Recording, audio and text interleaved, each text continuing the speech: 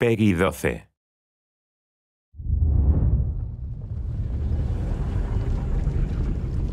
Destroying 2 Elder Dragons saved countless lives, but it also created a devastating magical imbalance.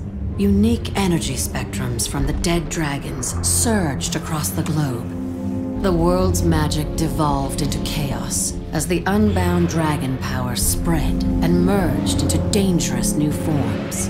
New enemies appeared to exploit the crisis. Worst of these was one of the long-absent human deities, Balthazar, god of fire and war. Balthazar disguised himself to muster an army and absorb magic to regain his lost power. His first target was a bloodstone. Then he targeted the remaining Elder Dragons to harvest their energy, knowing full well the impact this would have on Tyria. Yet amid the chaos of unbound magic, a new ally also rose. A different kind of dragon was born. Aurene chose you as her champion. You set about preparing her to someday face the Elder Dragons together and restore balance to the world. But will she even get the chance?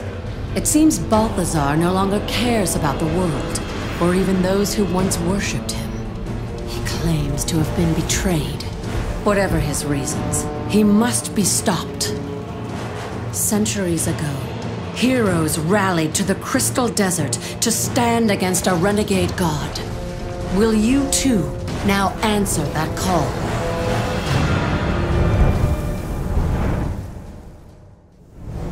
Hello everyone, and thank you for joining us today as we announce the next expansion for Guild Wars 2. Those of you who've been following us this past year know that we've been all about delivering a steady stream of quality new content.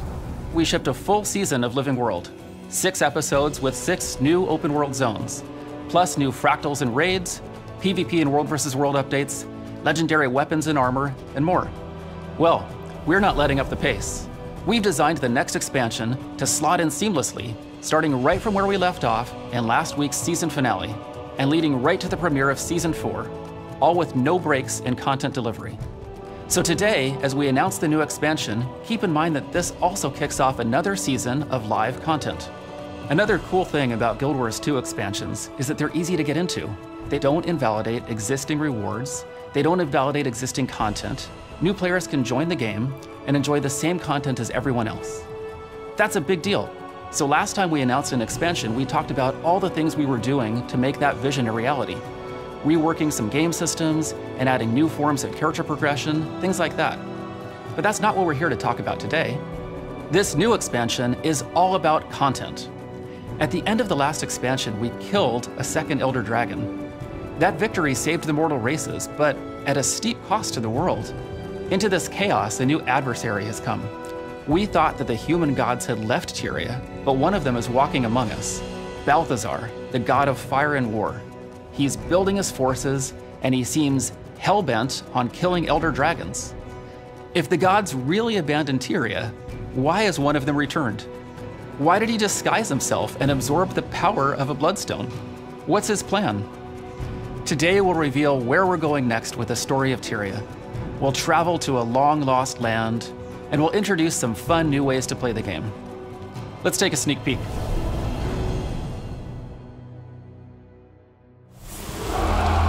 Commander, there's something I have to tell you.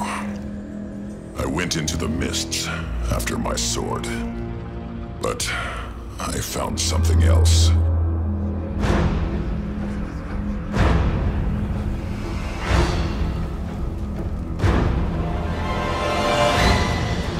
Refugees are pouring in from Alona. If he kills an Elder Dragon, Tyria will never recover.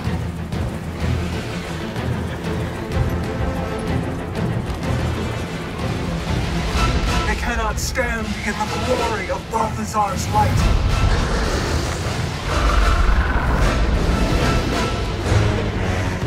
I will right this wrong. I just can't believe one of the gods gave up on us.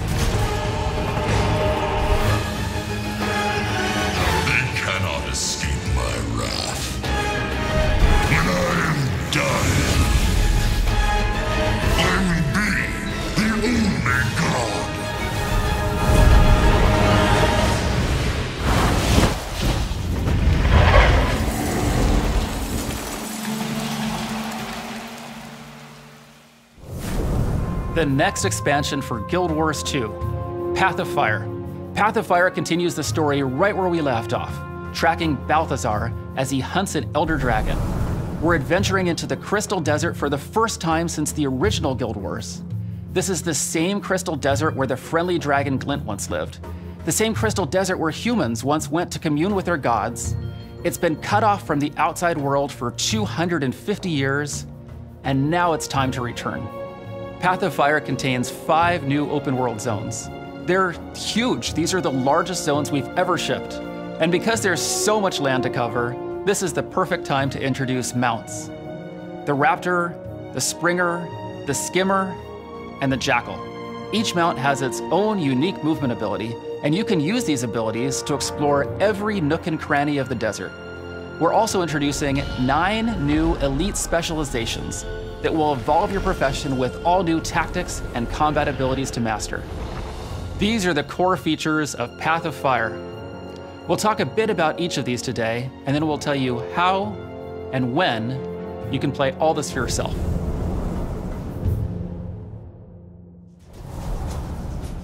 In Path of Fire, we're returning back to the Crystal Desert and to Northern Alona.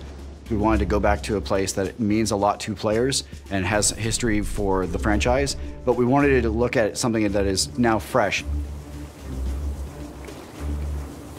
The last time we visited the Crystal Desert was in Guild Wars Nightfall. That was 250 years ago, so a lot has changed in that time. There are iconic locations and landmarks that will be very recognizable for players who are familiar with the Guild Wars franchise, but at the same time, we're building the lore and the story in such a way that if you weren't there for the beginning, it's absolutely fine. We're gonna help bring you along for this ride. There's a crisis going on in Alona, in an area that we have not been back to in 250 years. Path of Fire starts with reports that Balthazar has been wreaking havoc in the desert. Balthazar is the human god of war and fire. Last we had heard that the gods had kind of stepped away from Tyria. Human players have been worshiping him since Guild Wars 1. But then he shows up and he's not benevolent, right? He has his own goals and he clearly doesn't care about who gets harmed in the way. Everyone in Alona has the exact same questions. Why are the gods walking amongst us? Does this mean the gods are coming back? We don't know what he hopes to achieve at this point, and that's what you and everyone in the region is trying to figure out. Palawa Joko has risen into power. He has brought with him an army of undead, and he has totally warped the culture that is there. The civilians believe that he is their rightful ruler. He is their rightful king. How is this region dealing with these crises? What different powers are taking advantage of the scenario? How are they trying to solve it? And how can you as the player try to help? It's already this volatile mix of different forces in the region. One of the first factions you're going to encounter are the Forged, Balthazar's army. Living armor created only to serve Balthazar. They're ruthless, and they're just dedicated to achieving his goals. Another faction that you're going to be seeing is the Awakened, the army of the ruler of the land, Palawa Joko. Undead forces, they still have some remnants of memories. They're sentient, but they will do anything for their master. You've also got Kralkatork and the Branded. Mindless elemental stripped of their original self by Kralkatork's power. And of course, the player is being asked to, come do the hero thing. So the player needs to form a new coalition here in the desert. Path of Fire has a great combination of old friends and new, who all have very different perspectives on Balthazar. You've got your warriors like Ritlock, and you've got Casimir, and these people all get together to help the commander, the player. Path of Fire is going to bring 5 whole new maps to the game. 5 maps that are bigger than any map we've done before. We'll see things that have shifted the landscape and see things in a very unique way. So when people talk about deserts, they think sand, flat stretches, but that's not actually true, right? It's not just, one massive desert that we're exploring, it's all these different biomes coming together. The maps go tall, the maps go wide, the maps go under and around in places. We've really decided to bring exploration and discovery back to the forefront of Guild Wars 2. There's elements that make each map unique, but we've also got elements that kind of tie all the maps together. We're gonna have bounties now that players can hunt dangerous creatures that have been threatening the people of Alona, world events, bosses. With the mounts, of course, we're gonna have races, content both old and new to get players engaged. In Path of Fire, we really wanted to get back to the roots of what made Guild Wars 2 unique and fantastic. People who are playing through the main story will really enjoy both the depth and the breadth of experiences they are able to have. The interesting characters who, if they go just a little bit further, they'll run into. Massive maps that are fully explorable, freedom that we haven't necessarily seen as in-depth as when we launched with the original Guild Wars 2. There's some really cool surprises we're building in. I want them to find this world as exciting and interesting and complex as anything we've ever created. And I want them to feel like they have a place in it too.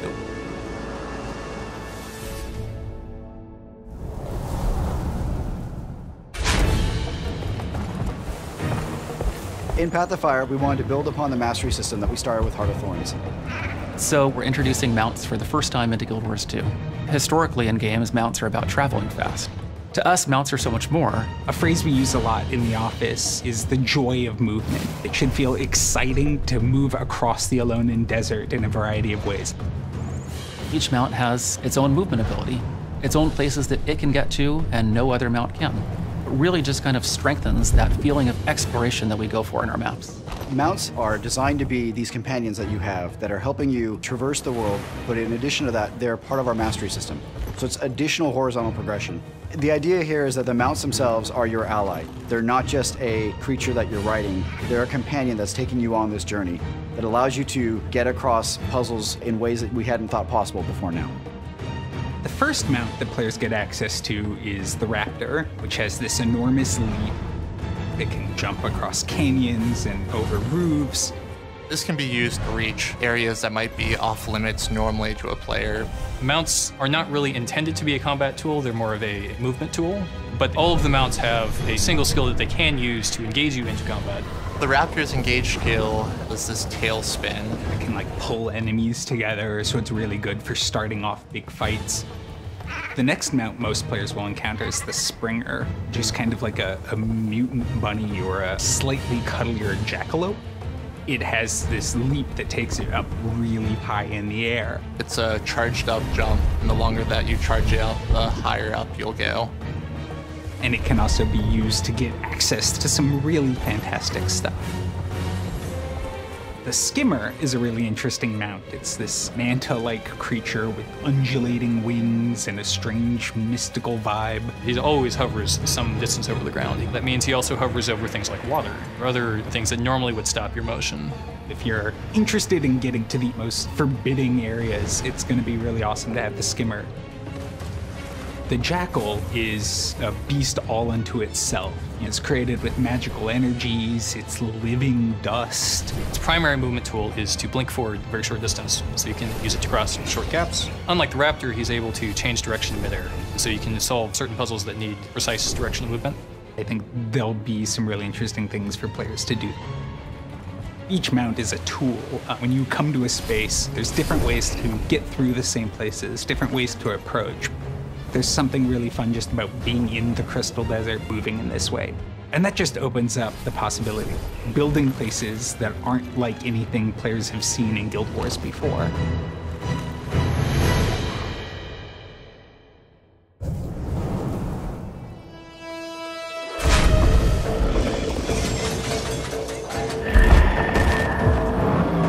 With Path of Fire, we're offering 9 new elite specializations, 1 for each of the classes. And the idea behind the specialization, it's another way to customize your playstyle. In a lot of ways, that gets back to what Guild Wars has been about from the beginning. Character progression doesn't just mean getting better, getting more powerful. Character progression means having new options, more things that I can do, more strategies that I can employ. What that means for the player is that they can experience the game in a lot of different ways. Path of Fire will present you with the options to play the profession that you've known and loved in a new fashion, and in doing so, shake the world up a bit. The Guardian Elite specialization is called the Firebrand. He specializes in burning his enemies and conjuring magical tomes that he can use to support his allies. They're the book nerd gone mad. They've got access to all these secret histories and these tomes that give them access to new skills really quickly. It's going to be giving up instant support for allies in favor of casted support. The benefits of Guardians taking the Firebrand are that you're going to have a lot more focused support available to you. The weapon that they're wielding is the axe, a very offensive, up-close and personal means of eradicating the enemy. You've been entrusted with these secrets, and you have to protect them with your life. One of the most interesting changes is the Necromancer, who gets the Scourge specialization. They're rejecting Palawa Joko and finding this kind of alternate approach to necromancy in the desert. So they're there to help protect the souls that Joko's trying to take control over. What the Necromancer is going to do is he's going to give up his Death Shroud, and instead he's going to place his life force onto the Earth and protect allies from those locations. He gets a lot more battlefield control and movement options that the regular Necromancer would not have. The Scourge gets the Torch as an offhand weapon, protecting their allies with it, and lighting the way to, well, damnation for their enemies. The new elite specialization for the Thief is the Deadeye. They run with the rifle. The rifle gives them a lot more range. It lets them tackle certain problems from a distance that normally they'd have to face up front. They form a contract to take out a particular individual, and then they execute on that. The Deadeye would have me terrified, you know, that there's someone out there stalking me, waiting for me to make a mistake so they can take me down. They're mercenaries, they're assassins, they're trained hunters. Great to have on your side. Don't get them upset. The Mesmer specialization, the Mirage, focuses on being a very deceptive combatant in close melee range. They blend into basically whatever their surroundings are, camouflaging themselves so that you can't see them, and while they're doing this, they can strike at you from multiple directions. The other interesting thing about the Mirage is that it has a different dodge mechanic. They have a blur effect that allows attacks to pass through them rather than them moving out of the way of the attack. The idea that there are folks who now can manipulate the desert itself to kind of provide power to their illusions and phantasms, I think it's a really cool direction for the Mesmer to step in. So the warrior specialization is called the Spellbreaker, and I guess as the name implies, it's a warrior who kind of specializes in fighting magic users. These folks were members of the Sunspear Order, the chosen guardians of Elona. When their order was smashed, they picked up stopping powerful wizards was the best way to protect people. They wield daggers, and they have become so ridiculously focused at perceiving magic that now they're able to actually cut magic off of their foes. So they've got these incredibly powerful retaliatory abilities. They've got the ability to just stop skills from working in an area or strip the enemy's boons. You don't just challenge your enemy where they're weak, you challenge them where they're strong, and you make them back down.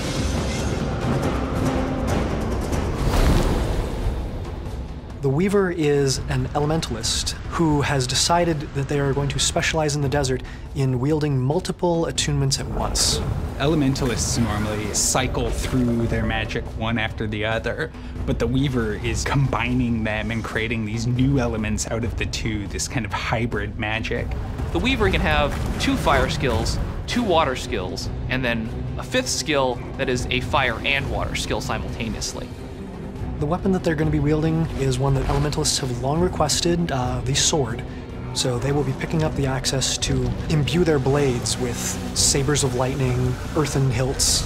Playing a Weaver has this really interesting rhythm to it that is really cool. You can really surprise your opponents, catch people off guard, and keep a sense of flexibility. Your enemy doesn't know what you're about to do, and I think there's something really cool there. The Soul Beast is our ranger specialization that allows rangers to combine their spirits with their pet.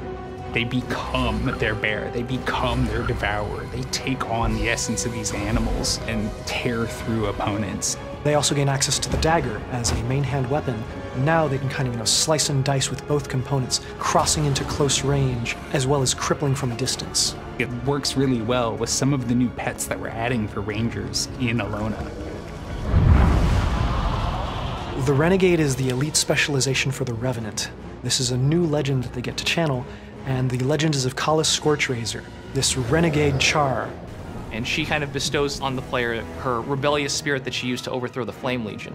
And what this kind of manifests as is the ability to ambush opponents. You can summon members of her char warband to bolster your allies, or you can fire arrows into a portal into the mist that come out of a different portal behind the enemy. What's really exciting about the Renegade is the idea that standing up to powerful, intimidating foes because you know what's right and you know you'll win in the end. The Hollowsmith is the Engineer's elite specialization. They take a very clean look at energy, light in particular, and find ways to bend it to enhance their strikes. He can have this kind of interesting multi-weapon playstyle. You can do an attack where you pull out a holographic hammer and you hit him with the hammer, and then you can pull out some holographic guns and you shoot them with the guns. In the process, they build up heat within themselves. If they stay too long in this kind of heated mode, they will eventually explode. The idea of bending light to be your weapon, I think, is really cool. Elite specializations are a really fun way for us to explore different ways to play the same character. They push the bounds of what they've done before. You get to choose how your character exists in the world, what they do, how they do it, and these elite specializations allow you another step in customizing the character to meet that end. And that is Path of Fire. It's a rich experience that will take you to the sands of the Crystal Desert, pit you against new foes, and change the way you fight and explore the world. An epic story, 5 immense new open world zones, mounts that allow you to move through Tyria in all new ways, and 9 new elite specializations. Plus, a brand new guild hall to unlock and call home. You can buy Path of Fire as a standalone expansion. You don't need to already own the base game or Heart of Thorns. And we're also offering a bundle deal with both expansions. Everything you need to know is at guildwars2.com. The final question is always, when can I play? Well, I have some good news. We'll be running a preview experience event next weekend. It's open to everyone, even if you're not already a Guild Wars 2 player. Just create a free account today to get ready for it. And after the preview event, you don't have long to wait. The gates to the Crystal Desert open in less than 2 months. Path of Fire launches September 22nd. We truly couldn't be more excited to share with you what we've been creating with Path of Fire. As always, it's you, the fans, who make all this possible. Thanks again for your support and for being an integral part of Guild Wars 2. We'll see you in the Crystal Desert.